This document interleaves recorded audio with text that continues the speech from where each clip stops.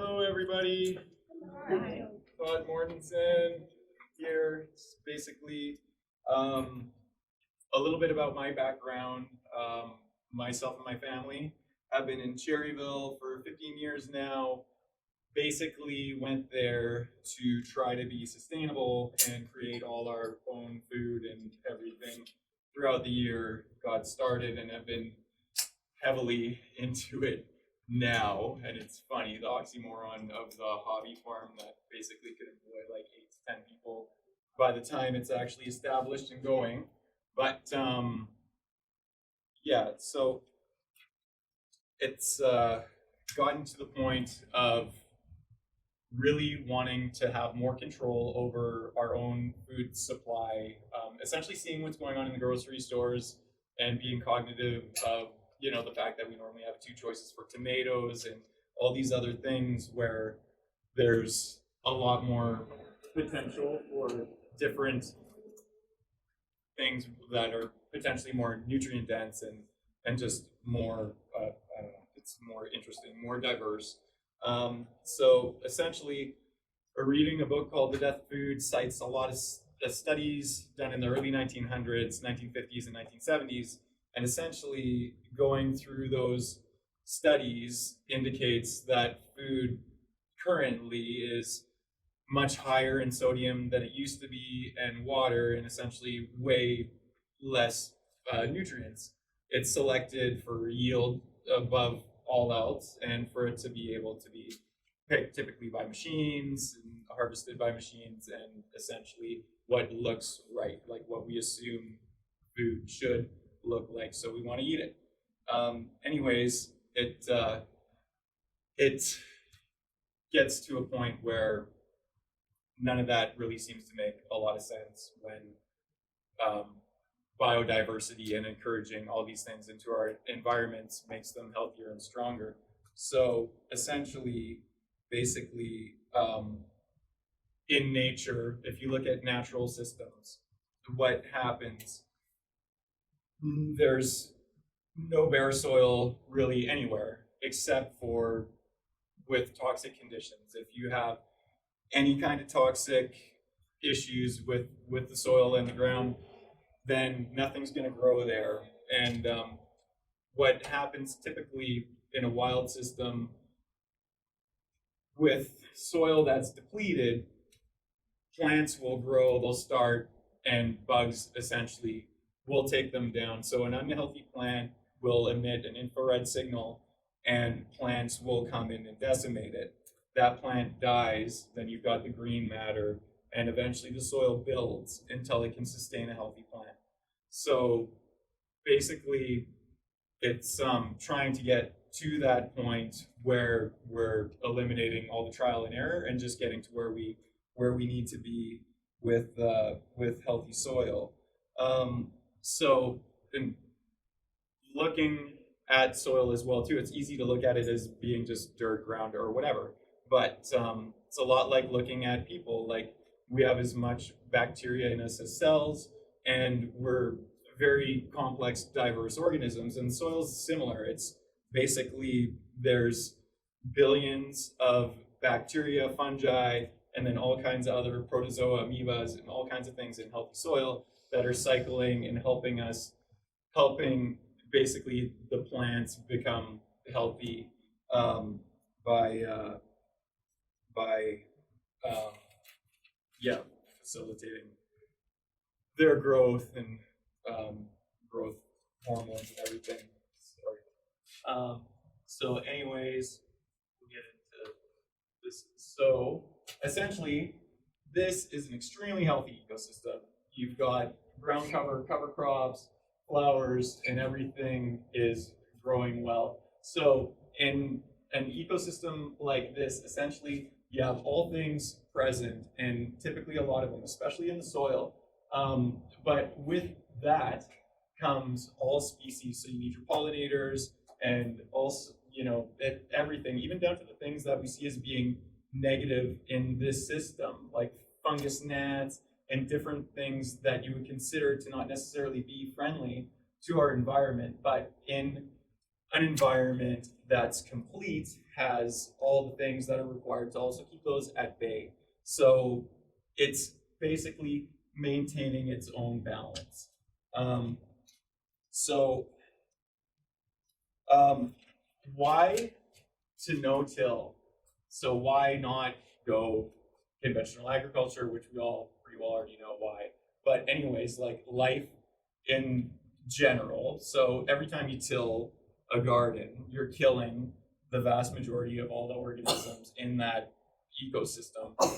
So it does make some nutrients available to plants, but it's short-lived and basically hurts your soil structure long term. So to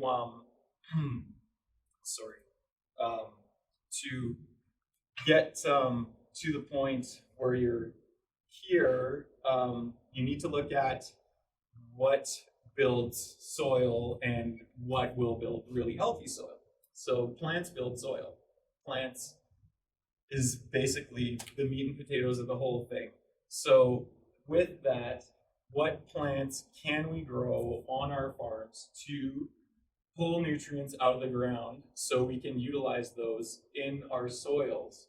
So essentially, want to get into farming more biodynamic accumulator plants, which are plants that typically have really, really deep root sets in the ground and will pull out different minerals and nutrients from the ground and have a surplus of nutrients in the plant.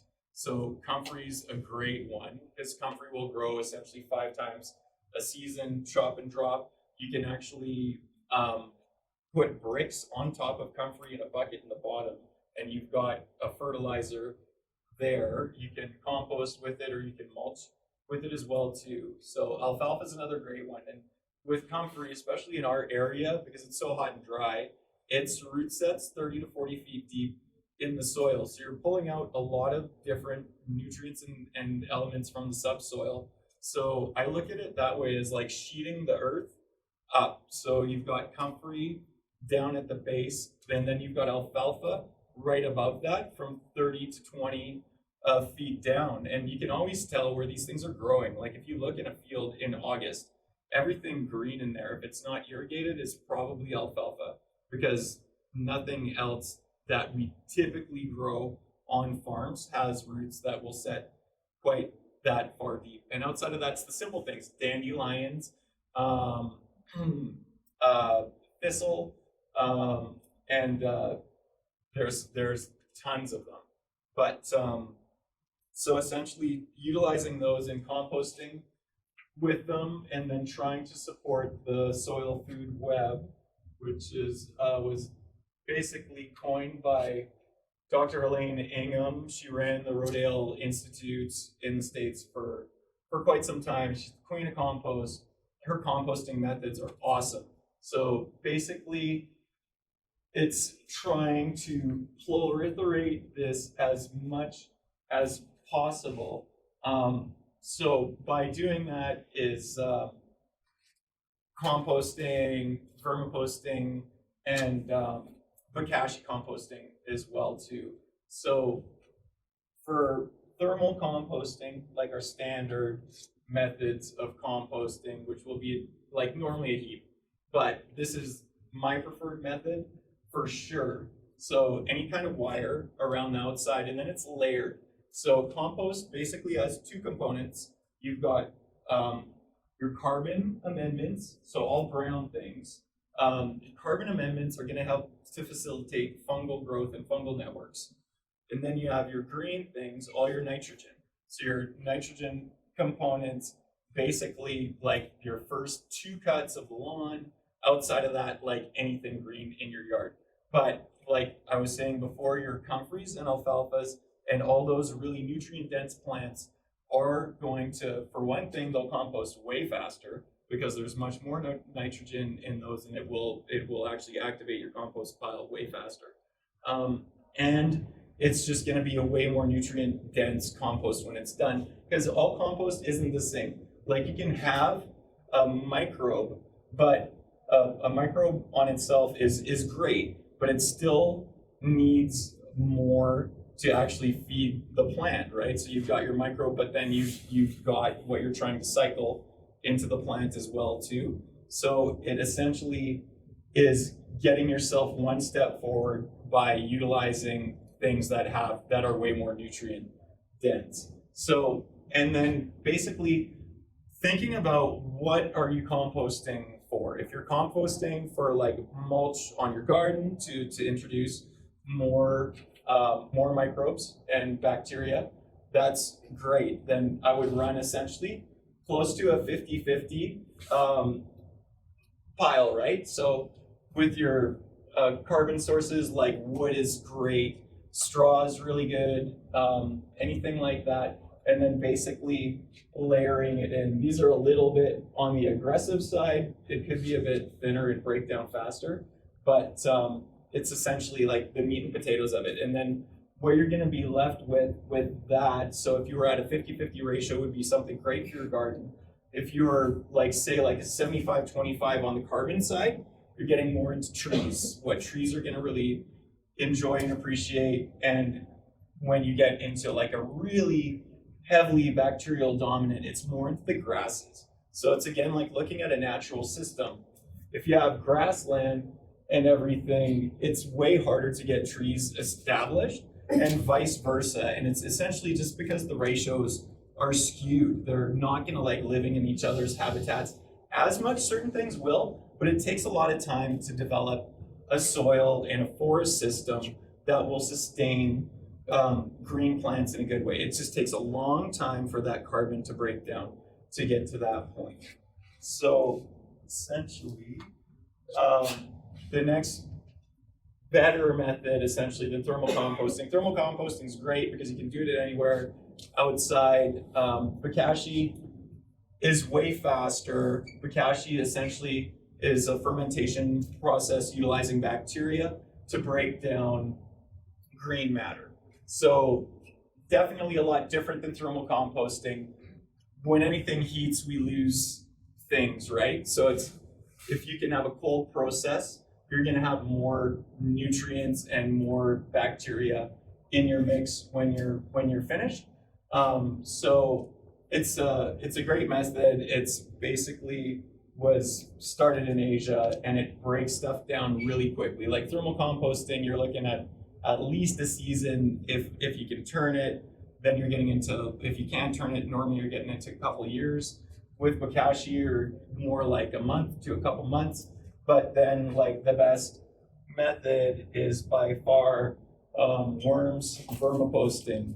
And with vermiposting, again, your food source is so pivotal because your worm's health are going to affect how fast it's turning over its food source, and when that comes into your garden, what's in it. So essentially, like, food scraps are great. They'll break down food scraps super fast, but if you can add kelp, alfalfa, and different things, neem, to your worm bin, and then utilize that for plants, it's unbelievable how nutrient dense and how well it's essentially like it's like utilized.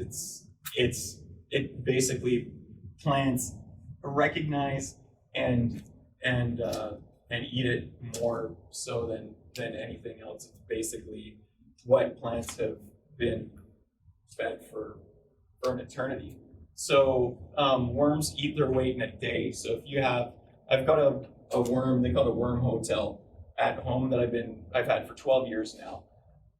We have a juice, essentially like a veggie juice in the morning, carrot, beet, apple, orange, me and my wife and 2 kids.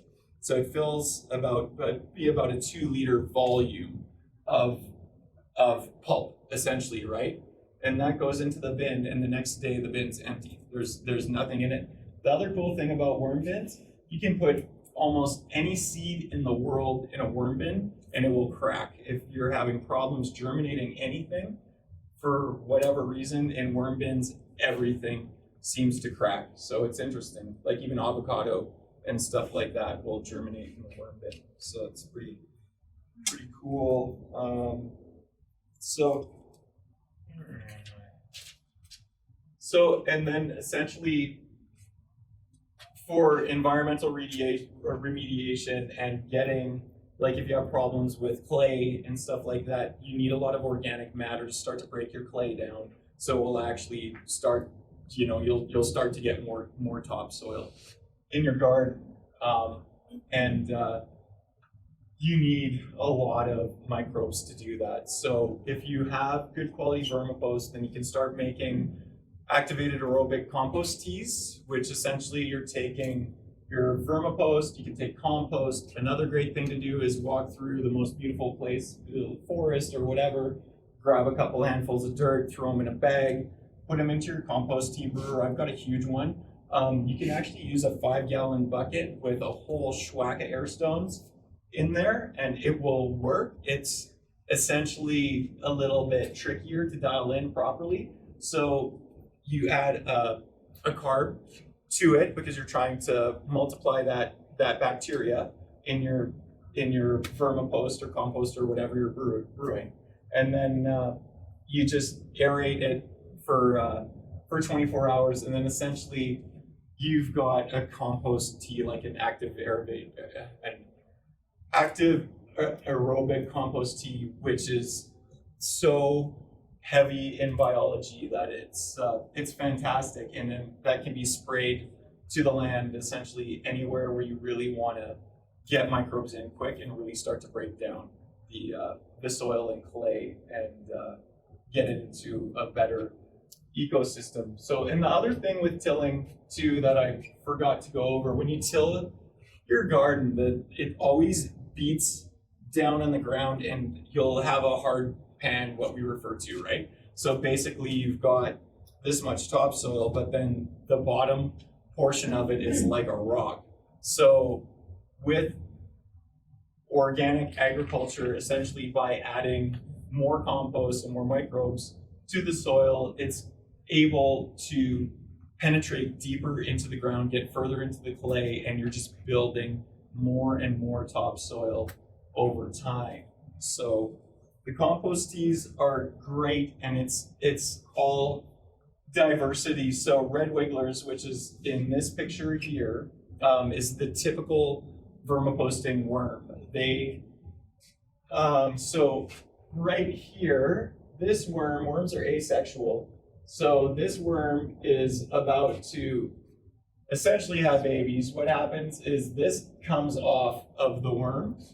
This cheese and crackers is actually a cocoon. So when that comes, the worm essentially comes apart. That's left in the soil. That's where their young come from. And red wigglers have 5 babies. Next closest is African night crawlers, which are also really popular in vermicomposting. They're a little bit more of a warmer weather worm, where red wigglers do great in our area. But they have 2 to 3, but they're much bigger, and people normally do like a dual business and use them as for fishing and for worm castings, where red wigglers are way smaller. But they're the fastest proliferating worm. Like they definitely will grow to size faster than any other variety. So, and they're like fish, like they'll be based upon their size and food stock will determine how many worms you're going to end up with at the end of the day. And it's so easy to build on this because they'll hit capacity and you can just double down. Like you can pull a handful out, you can put them into even a Rubbermaid bin and get a bin started that way. Starting a worm bin is essentially really similar to composting. Like you need to have a carbon amendment. People use cardboard a lot in worm bins and paper. A lot of the time though, instead of like using peat like in soil building and stuff, people typically use coconut coir because coconut coir drains and keeps a really beneficial moisture level for worms, because that's one thing that can get a little bit iffy. You've really got to watch your moisture level balance. If it gets too wet, your worms will leave your bin. And if your bin's inside your house, you'll have worms all over the place. It's crazy. But yeah, if they're not happy, they leave. Um, but so with the vermicomposting, essentially, it's by far the best way to create plant food that plants understand and get, and is absolutely the best thing for your gardens and plants to eat. So, and these are all different cover crops. Cover crops, especially when it comes to soil building, are hugely important because, for one thing, moisture retention in the soil. If you have dry ground, it's super hard to keep it evenly irrigated. And in organics, if anything dries out, basically it's pretty well void. Like, it has to be moist for life to thrive in it. If it's dry earth, it's really not going to have a lot in it that's going to be accessible for your plants. So this really helps keep your moisture level even.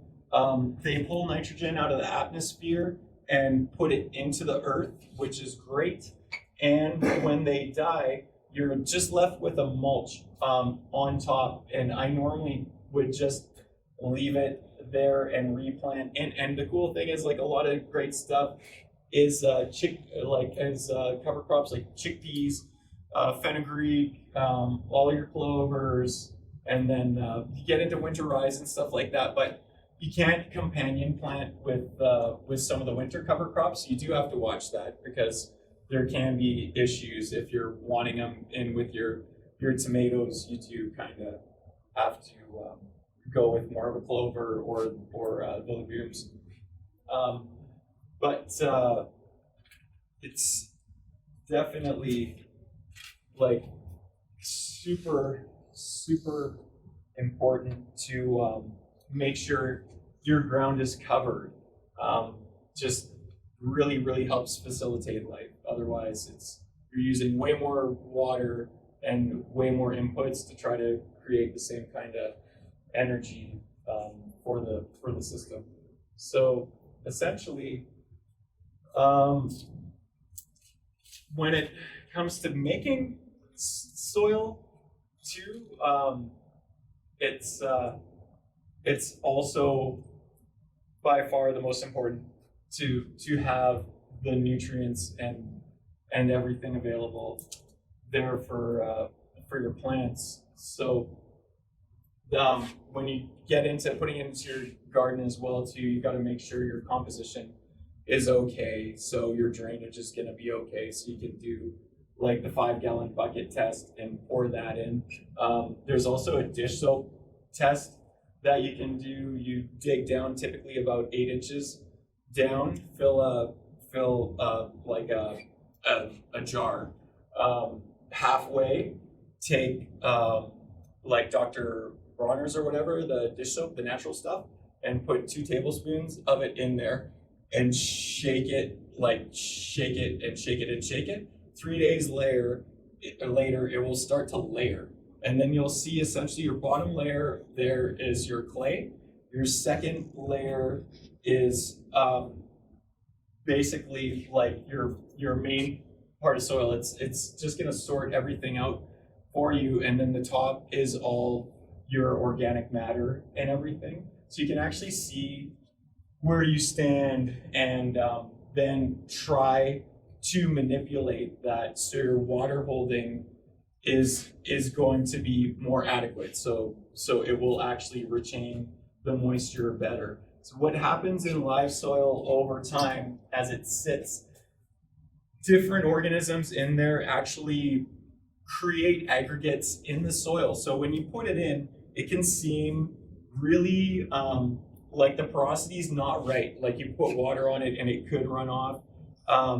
But typically it's fine. It's just, it needs a cover crop. It needs something to help introduce the moisture. Because when you get into a situation, like if you were completely bare land and you have like a rainstorm, everything's gonna run off and your topsoil is gonna run off and the water is gonna run off. But when you have an ecosystem that's live with plants, grasses, and other things, it's actually going to help restock the watershed by pulling the water through and helping to replace the groundwater, because otherwise it just goes. It can't stay and actually penetrate into the soil. So it's really like, for ecosystems health, it's hugely important to go about things in this method, because plain bare soil is it's hard to maintain. It can be really problematic, and adding salt nutrients to it all the time, it will grow plants, but it won't necessarily grow nutrient dense plants that we want to create our own health. So without the soil having all the necessary components in it to create healthy plants, then you're getting a portion of what you should be receiving from that food. Where if it's thriving, alive, and doing as good as it possibly can, then you're getting the most out of what you have. So really about trying to always make sure you're putting more in. Every time we take something out, we definitely got to make sure it's replaced with more stuff to try to keep it going and healthy, and so it's basically this is our garden here. It's a bunch of squash and carrots and stuff, but we do some square foot gardening, but we also have a big in-ground garden as well too, that normally just has the more easier crops in it, do like the berries and garlic and stuff like that in there. But yeah, essentially that's where are we at. Okay, it's pretty well all my material. Yes. Oh, one sec. Sorry, you got the mic? Yeah, we'll get into questions and answers. Sorry, guys. Yeah, so it's just.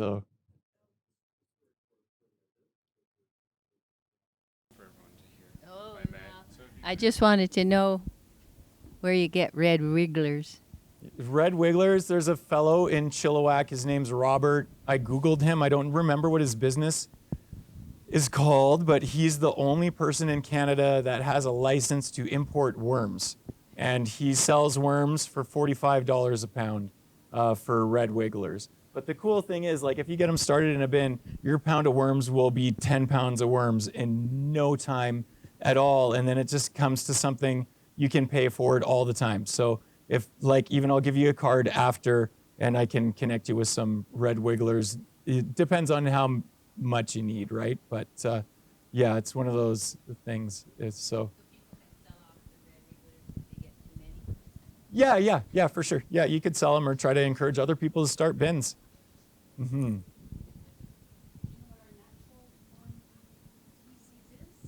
Our earthworms, I'm not sure what they are, but you see red wigglers everywhere, and that's the cool thing with red wigglers. So when I make, like, if I'm preparing a layer of my worm bed, I take horse manure.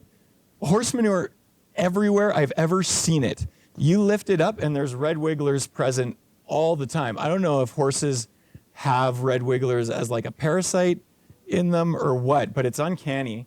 And so with the horse manure, coconut coir, and then the other amendments, it works great. But I'm not really sure. They seem like they're probably our version of what an African nightcrawler would be, I would think. But yeah, I don't know. So, anyway. How about, I've heard that there's nothing better for red wigglers than coffee grind. Coffee's really good. Coffee's really high in nitrogen as well too. It's high in nitrogen. Yeah, Okay. but it's one of those, like, in a worm bin, I tend to like try to keep diversity in there with its food source as well too. Like, you wouldn't want to give them too much of any one given thing. So yeah, it's a great amendment to have and utilize. It's also great for for top dressing your garden with too, especially any like green plants that are more nitrogen hungry, your lettuces and different things like that. Yeah. Whatever is growing. So if you have a lot of or access to a lot of coffee, if you have access to a lot of coffee would it be good to put as top, whatever it's called again? Yeah, top dressing. Top dressing? Yeah, absolutely.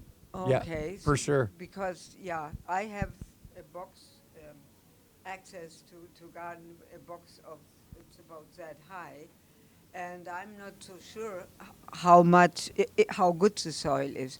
So, but one thing I have is every day maybe a cup of coffee grind. So can I work that in different places in that box? Is that Yeah, any you good, can. or Typically, like I'll scratch soil, but I don't go deeper than my fingers. Oh. So that's as far as I go. Normally, like if it's set up and I put soil somewhere, I don't go further than that because you're really getting into disrupting the whole ecosystem, right? Okay. So if you go deep, like it's gonna come back, but it's gonna take more time. So you're kind of it's gonna take you longer, I think, to get where you'd want to be. But like a sack of alfalfa meal, you can get a 20 kilo sack of alfalfa meal organic for about $20, and that will amend probably like 3,000 square feet of garden. So, but with that, I'd add a couple other things too. But as for a cheap food source, like to go with your coffee, would be amazing. So it would do really well. Yeah. what is that then? That's not nitrogen? Alfalfa meal. Yeah. So it's basically they grow alfalfa, and like I mentioned before, alfalfa has a really deep root set. Alfalfa itself is a 322 in the NPK. So for a vegetable crop, it's very high in fertilizer.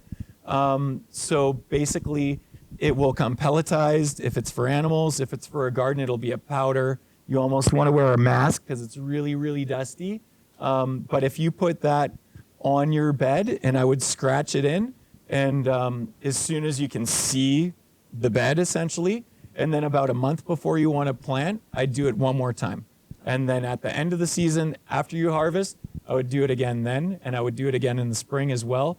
With anything, you could also sheet mulch on there as well too. Any live plants that you can sheet mulch. Like if I'm taking down a tomato plant, I'll take the tomatoes off the plant, I'll cut the plant down, I'll rip the leaves off, leaves go on the ground, stalks go in the compost, and then the tomatoes get processed. So almost everything goes back into the soil again to try to return those nutrients back into the soil and keep it as healthy as possible.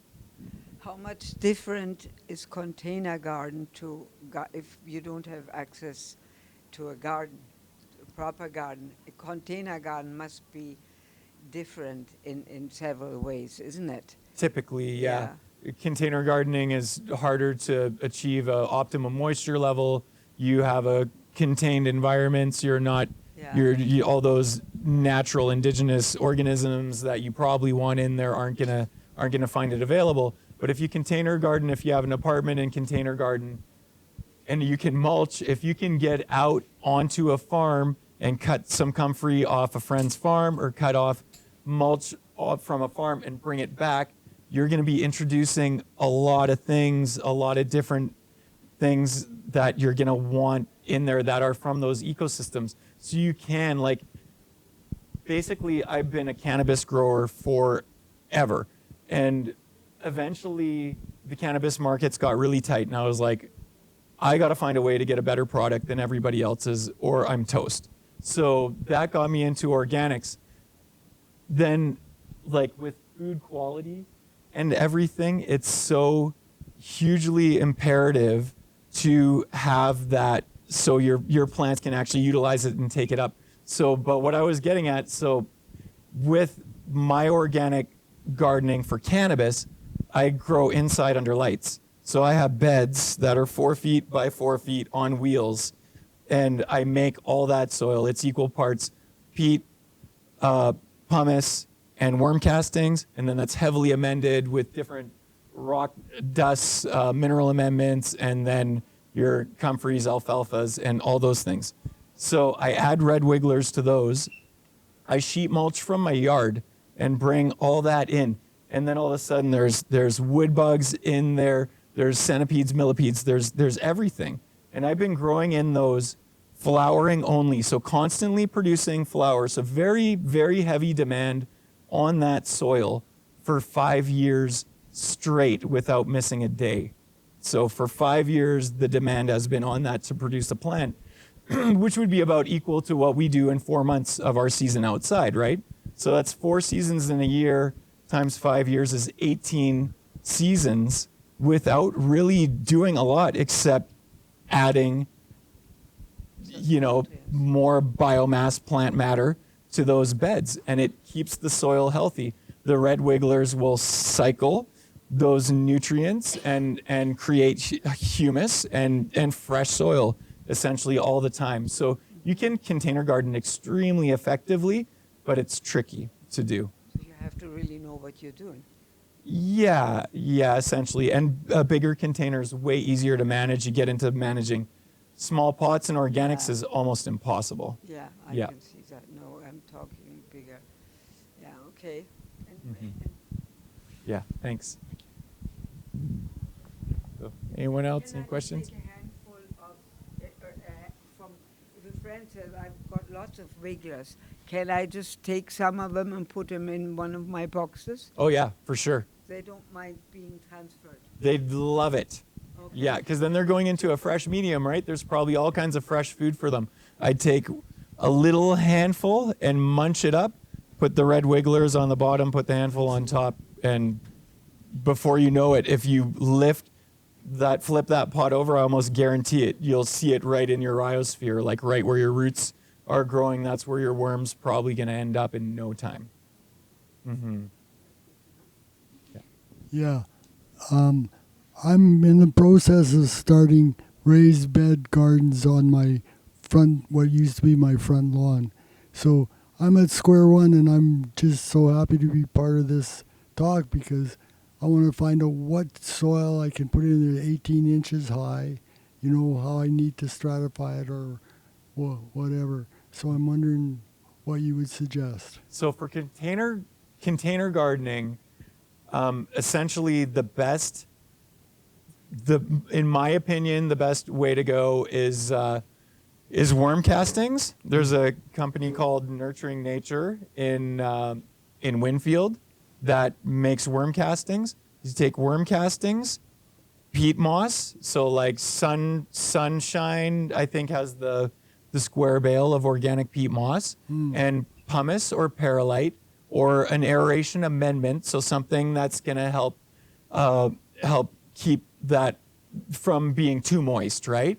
So all equal parts. So 1/3 worm castings, 1/3 peat, 1/3 aeration amendment, and then amend that with kelp meal, with rock dusts. Rock dusts really give microbes a place to hold on to and a place to live. So it really helps a lot moving forward. And then alfalfa meal, kelp for sure, and then I would start trying to source other stuff. So you can companion plant also with aloe. Aloe is another amazing food source for plants. I'll take basically like a couple inches of aloe and blend it and water with that. And at some point, it would be beneficial if you could grow some comfrey or some of those other plants. Because the thing, like container gardening is great and everything, but it's more expensive. So if you can grow some of these other plants to create that soil, you're going to save yourself a ton of money down the road.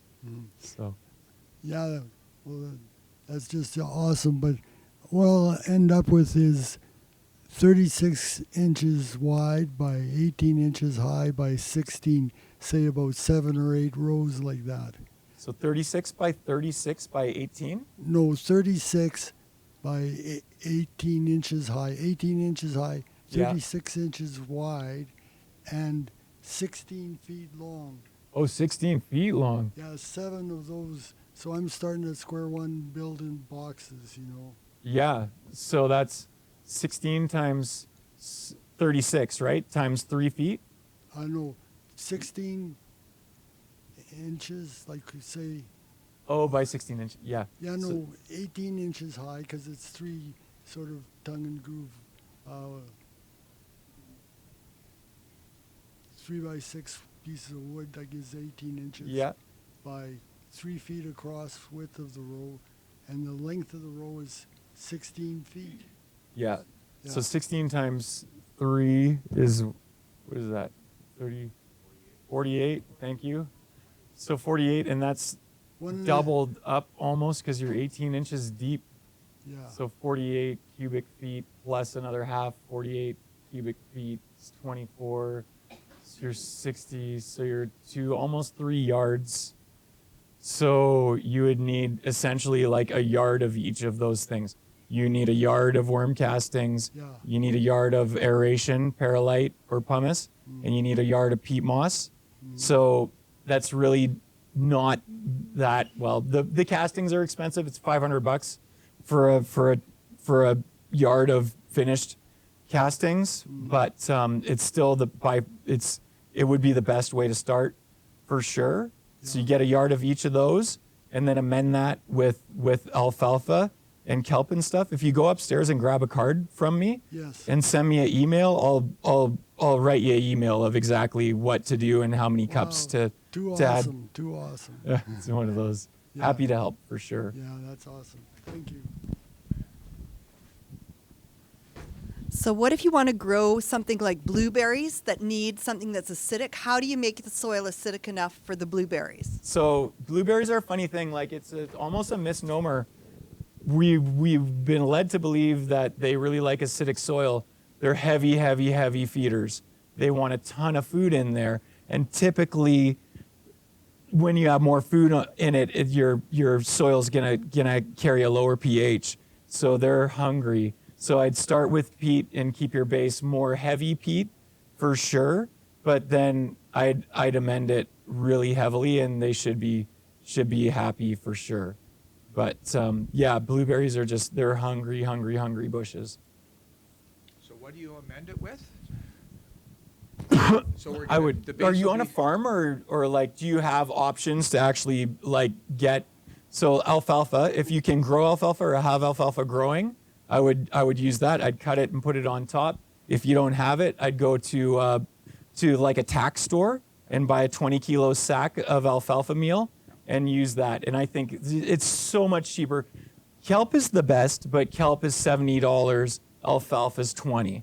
So it's one of those things. Like I'd go sparingly with kelp. I would still use kelp everywhere, but I would use like half the kelp to the alfalfa if it's on a big scale, because otherwise the kelp is really, really, really expensive. But kelp has over 70 minerals, nutrients, vitamins in it, and when it comes to what's really going to benefit your soil the most, it's the best, and everything else is kind of competing for second and then further down the road. So we just lay the alfalfa peat on top then, or you mix it in with what you have for the soil? So currently? yeah, with your alfalfa, I would take, like, if you looked at it on a square foot kind of basis, for every square foot, I'd use a cup of alfalfa. I'd scratch that in initially, right? As soon as you can see your bed and there's no snow on it, scratch it in, and then again a month before you plant. So, and then I would add more after you harvest, and then again in the spring next year, and then you're going to be pretty nutrient dense at that point. Things should really go. So they're already planted. So we have 2 rows, they're probably 12 feet long already. So we can put it on top and kind of mix it in a little Yeah, still? absolutely. I wouldn't really try to disrupt much in there. If the root's really dense and really high, I just put it on and water it in right away. Otherwise, it's just going to blow away in the weather. Okay, thank you. You're welcome. Might have time for one last question. I see. Yeah. Good. Thank you all very much.